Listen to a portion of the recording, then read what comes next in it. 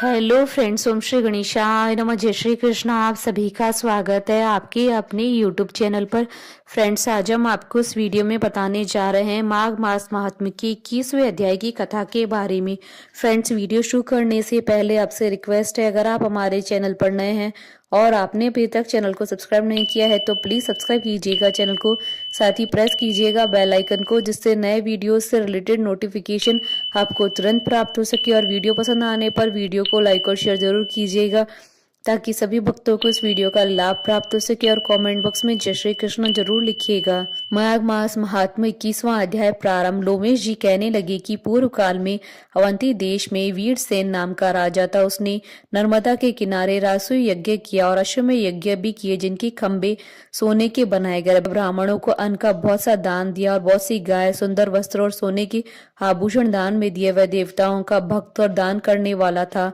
भद्रक नाम का एक ब्राह्मण, जो अत्यंत मूर्ख, कुलहीन, कृषि कार्य करने वाला, दुराचारी तथा अधर्मी था, वह भाई बंधुओं का त्यागा हुआ इधर उधर घूमता हुआ देव यात्रियों के साथ प्रयाग में आया। माघ में उनके साथ 3 दिन तक स्नान किया। वह 3 दिन में ही निष्पाप हो गया। फिर वह अपने घर चला गया। वह ब्राह्मण और राजा दोनों ही एक दिन मृत्यु को प्राप्त हुए। मैंने इन दोनों को बराबर इंद्रलोक में देखा। तेज, रूप, बल, स्त्री, वस्त्र और आभूषणों में दोनों समान थे। ऐसा देखकर उनके महात्म्य को क्या कहा जाए। रासुई यज्ञ करने वाला स्वर्ग का सुख भोगकर फिर भी जन्म लेता है, परंतु संगम में स्नान करने वाला जन्म मरण से रहित हो जाता है। गंगा और यमुना के संगम की हवा के स्पर्श से ही बहुत से दुख नष्ट हो जाते हैं। अधिक क्या कहें। और किसी भी तीर्थ पर किए गए पाप माघ में प्रयाग में स्नान करने से नष्ट हो जाते हैं। मैं पिशाच मोचन नाम का एक पुराना इतिहास सुनाता हूँ।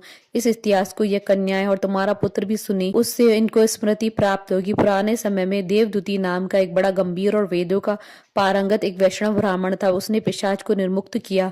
वेद निधि कहने लगी कि वह कहाँ का रहने वाला था, किसका पुत्र, किस पिशाच को उसने निर्मुक्त किया। विस्तार पूर्वक यह सब कथा सुनाई। लोमेश ऋषि ने कहा, किल्पज्ञ से निकली हुई सुंदर सरस्वती के किनारे पर उसका स्थान था। जंगल के बीच पुण्य जल वाली सरस्वती बहती थी। वन में अनेक प्रकार के पशु भी विचरते थे। उस ब्राह्मण की श्राप के भय से पवन भी सुंदर चलती थी और वन चैत्र रथ के समान था। उस जगह धर्मात्मा देवदूती रहता था। उसके पिता का नाम सुमित्र था। वह लक्ष्मी के वरदान से उत्पन्न हुआ था। वह सदैव आत्मा को स्थिर रखता, गर्मी में अपने नेत्र सूर्य की तरफ रखता, वर्षा में खुली जगह पर तपस्या करता, हेमंत ऋतु में सारस्वत सरोवर में बैठता और दरकाल संध्या करता। जितेंद्रिय और सत्यवादी भी था। अपने आप गिरे हुए फल और पत्तियों का भोजन करता। उसका शरीर सूखकर हड्डियां मात्र रह गई थी। इस प्रकार उसको तप करते हुए वहां पर 1000 वर्ष बीत गए। तप के प्रभाव से उसका शरीर अग्नि के समान प्रज्वलित था। विष्णु की प्रसन्नता से ही वह सब कर्म करता। दधीचि ऋषि के वरदान से वह श्रेष्ठ वैष्णव हुआ। एक समय उस ब्राह्मण ने वैशाख महीने की एकादशी को हरि की पूजा कर उनकी सुंदर स्तुति तथा विनती की। उसकी विनती सुनकर भगवान उसी समय गरुड़ पर चढ़कर उसके पास आए। चतुर्भुज, विशाल नेत्र, मेघ जैसा स्वरूप भगवान को स्पष्ट देखकर प्रसन्नता के मारे उसकी आंखों में आंसू भर गए और कृतकृत्य होकर उसने भगवान को प्रणाम किया। उसने अपने शरीर को भी याद न रखा और भगवान के ध्यान में लीन हो गया। तब भगवान ने कहा, हे देवदूती, मैं जानता हूँ कि तुम मेरे परम भक्त हो। मैं तुमसे अति प्रसन्न हूँ।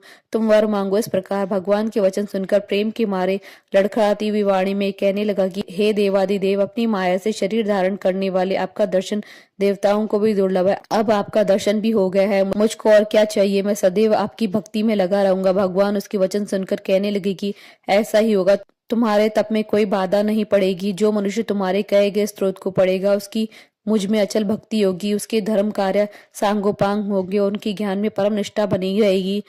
इति श्री माघ मास महात्म्य 21वां अध्याय संपूर्ण। बहुलिए भगवान श्री हरि विष्णु जी की जय। सनातन धर्म की जय। हमारे साथ इस वीडियो में अंत तक बने रहने के लिए आपका धन्यवाद। ओम श्री गणेशाय नमः। जय श्री कृष्णा।